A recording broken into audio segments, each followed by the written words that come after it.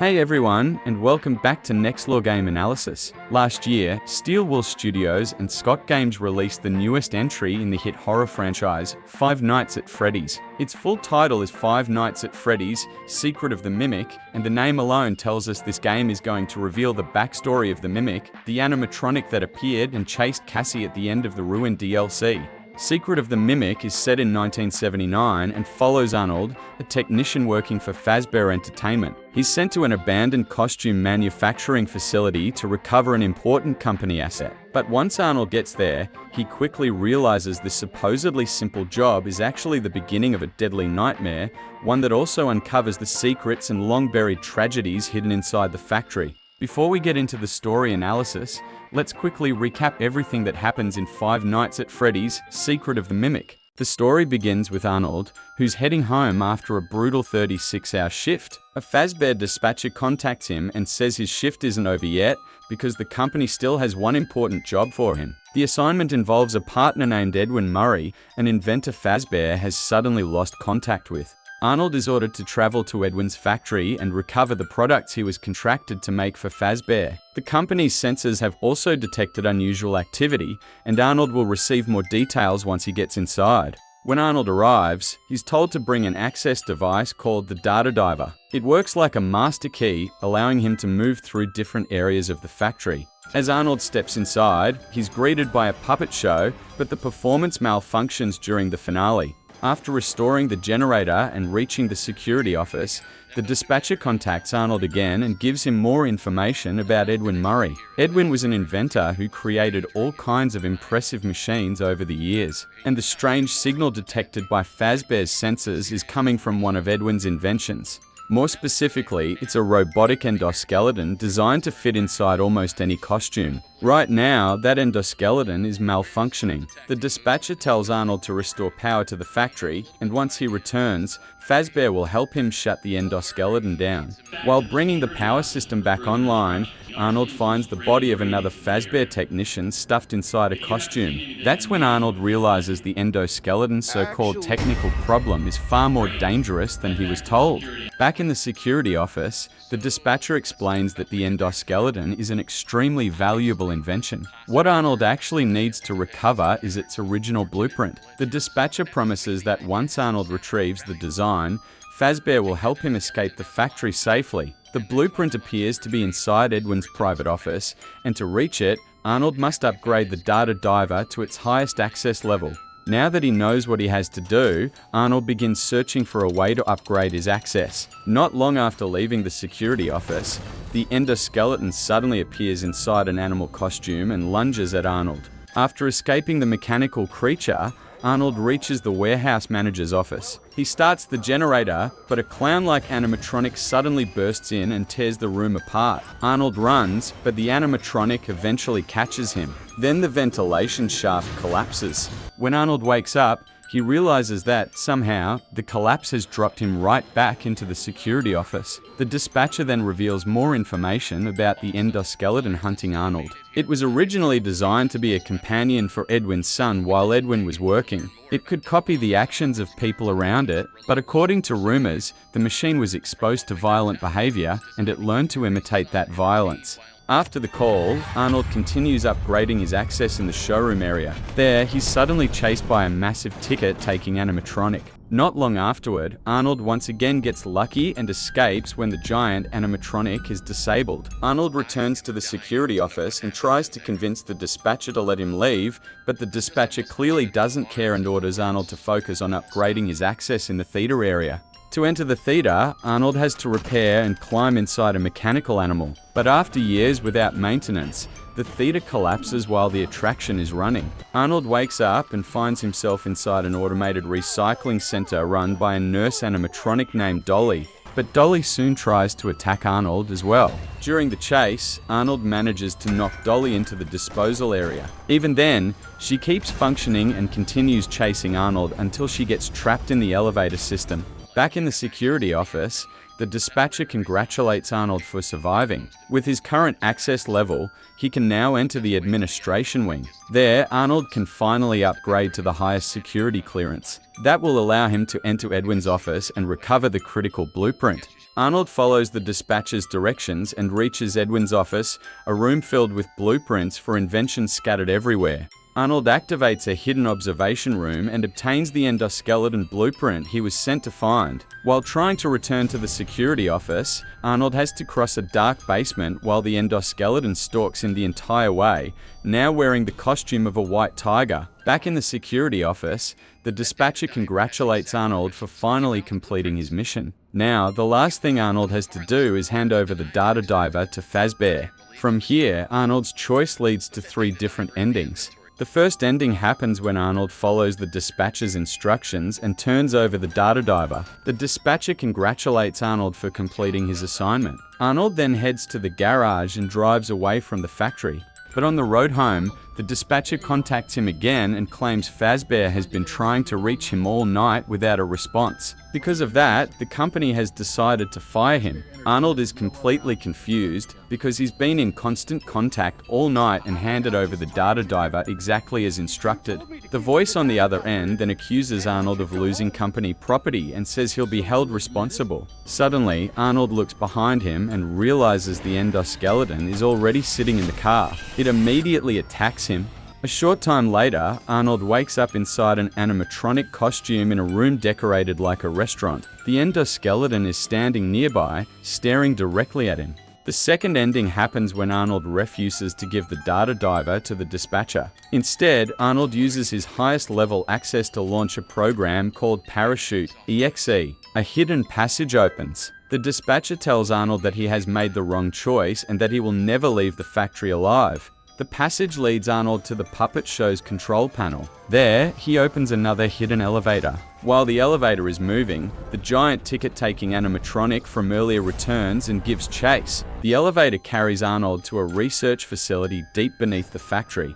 Arnold discovers that the area is actually a restaurant still under construction. When he restores power, the endoskeleton suddenly appears again. Arnold then uses the animatronic costumes to overload the area's power system.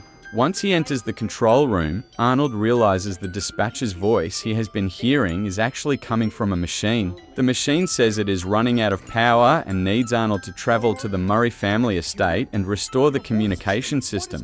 Its goal is to convince Edwin to repair M.E.X.E, the designation of the endoskeleton that has hunted Arnold all night. Arnold follows an underground rail line to the Murray estate. After entering Edwin's office and launching a program called Cradle.exe, M.E.X.E suddenly appears and chases Arnold. While hiding, Arnold realizes the entire mansion is on fire, and when he returns to the factory, it is collapsing too. Arnold reaches his car and speeds away, but M.E.X.E suddenly lands on the roof and causes him to crash.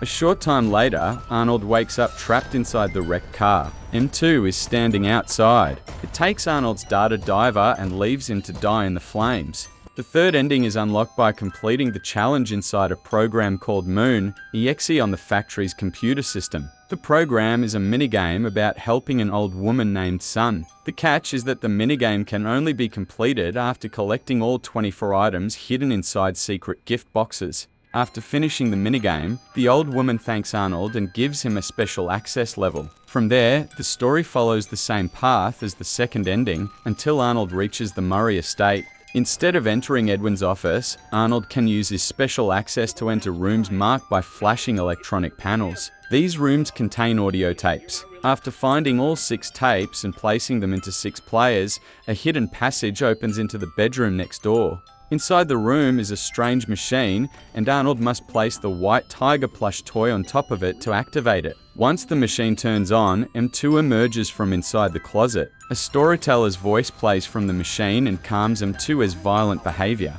When the story ends, Arnold transfers the data to M.E.X.E and restores it to a stable state. M.E.X.E begins acting like a child, hugs the plush toy, and quietly falls asleep. And with that, we've reached the end of the main events in Five Nights at Freddy's Secret of the Mimic. Now, let's move into the analysis. As we already know, Secret of the Mimic is set in 1979. That detail makes the events of Secret of the Mimic the earliest story in the Five Nights at Freddy's game timeline. Throughout the game, Arnold is constantly chased by animatronics with completely different appearances, but every one of those animatronics is actually M2. It climbs inside the costumes and copies the shape and behavior of whatever it is wearing, no matter how large or small the costume may be. Based on the information found in recordings and messages scattered throughout the factory, we learn about a company called M.C.M. It was founded in the 1960s and specialized in mechanical components and automated systems. The owner of M.C.M. had a son named Edwin Murray, who also worked at the company as an inventor. While working there, Edwin met a puppet performer named Fiona and fell in love with her. The two eventually married and had a son named David. In the 1970s, after his father's sudden death, Edwin inherited the company and took over its operations. Under Edwin's leadership, M.C.M. produced several interesting inventions. The most famous was a cleaning robot called the Cleano-Vac, the same type of cleaning robot we see throughout the factory. However, Edwin's later inventions began receiving serious complaints about their quality. Some customers even suffered major accidents while using M.C.M. products. The company's employees also constantly complained about Edwin's management, but at heart, Edwin wanted to be an inventor, not a businessman. As M.C.M.'s business continued to decline, the company's funding became completely dependent on projects commissioned by Fazbear Entertainment, an entertainment company run by two of Edwin's friends, Henry Emily and William Afton. When David was 2 years old, an accident occurred at a local event called Fall Fest, resulting in Fiona's death. Edwin was forced to raise David alone while also running the company. To make life more manageable, Edwin created M1, an animatronic nanny designed to care for David. Edwin continued developing M1, and it gradually became a mechanical version of his wife, Fiona. 2 years later, just before David's 5th birthday celebration at the company, a sudden accident took the boy's life. With his business failing and his family gone, Edwin completely broke down. He dismantled M1 and rebuilt it as an I system with the designation F10N4, which, for simplicity, I'll call Mechanical Fiona. During this difficult period, Edwin isolated himself inside the mansion and managed the company remotely. Mechanical Fiona encouraged Edwin to create M2, a mechanical version of David, in an attempt to build a new family to replace the one Edwin had lost. But Edwin knew that Mechanical Fiona and M2 were only machines capable of imitation. His real wife and son were gone, and nothing could change the past. When Edwin watched M2 copy David's behavior, he became enraged and violently attacked the machine, damaging its system. M2's malfunctions quickly became dangerous. It began sabotaging work and terrorizing factory employees. At the same time, Fazbear Entertainment began pulling people away, causing M.C.M.'s remaining employees to leave.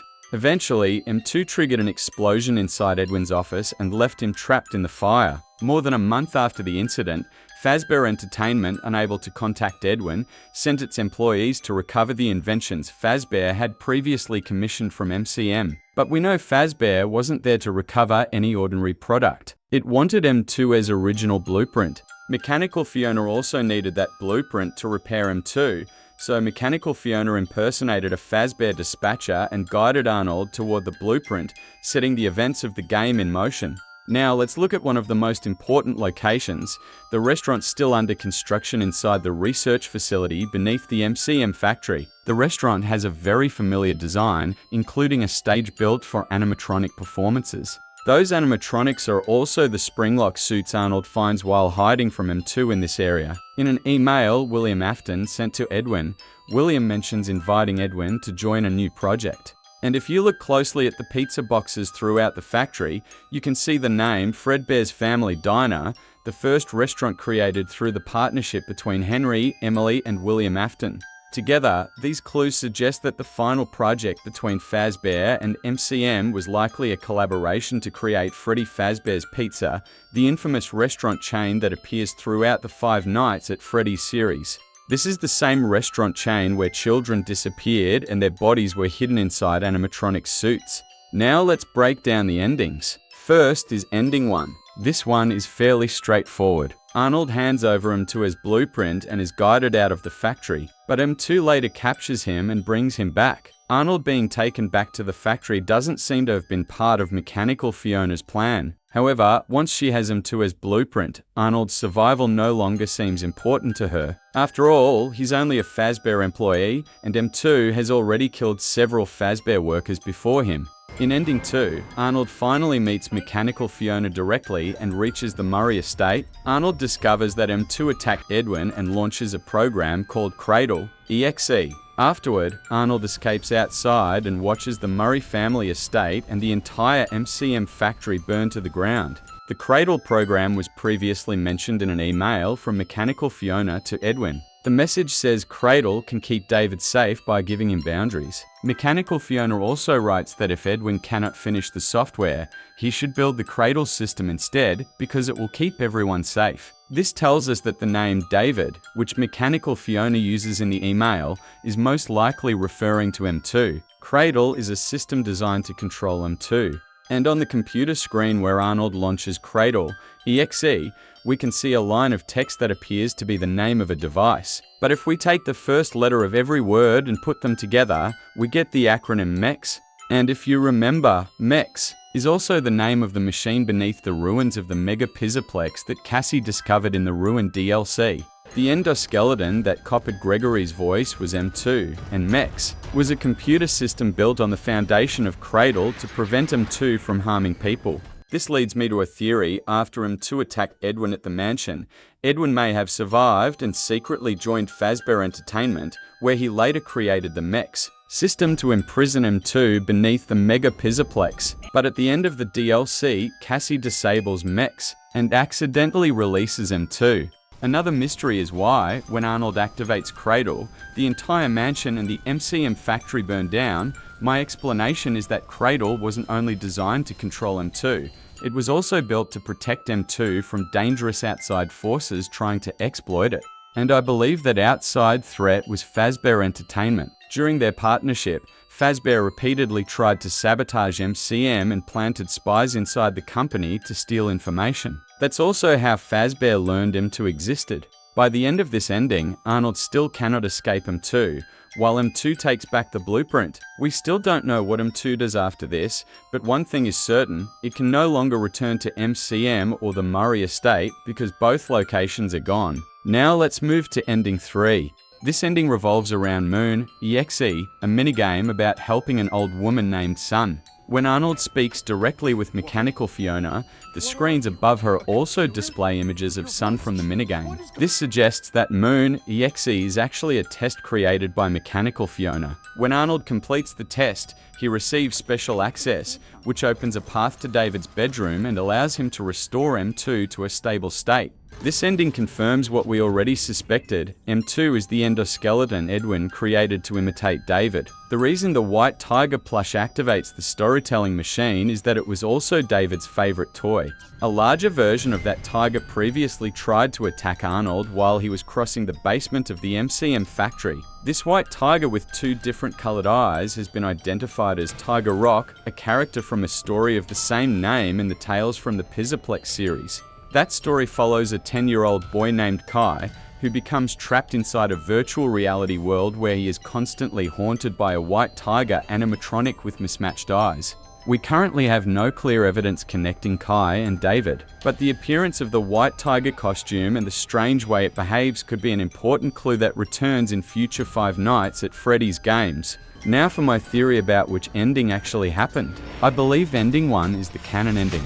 Here's why. When Cassie later encounters M.2, the endoskeleton is still extremely unstable and still needs to be contained by M.E.X.E. That detail strongly suggests Ending 3, where M.2 is fully restored, could not have happened. Next, look at David's bedroom. Its design feels extremely familiar and closely resembles the bedroom of the crying child in Five Nights at Freddy's 4. In one of his emails, William Afton also confirms that the land beneath the M.C.M factory and the Murray family estate already belongs to Fazbear Entertainment. So after Edwin disappeared, Fazbear may have reused Edwin's restaurant design to create Freddy Fazbear's Pizza.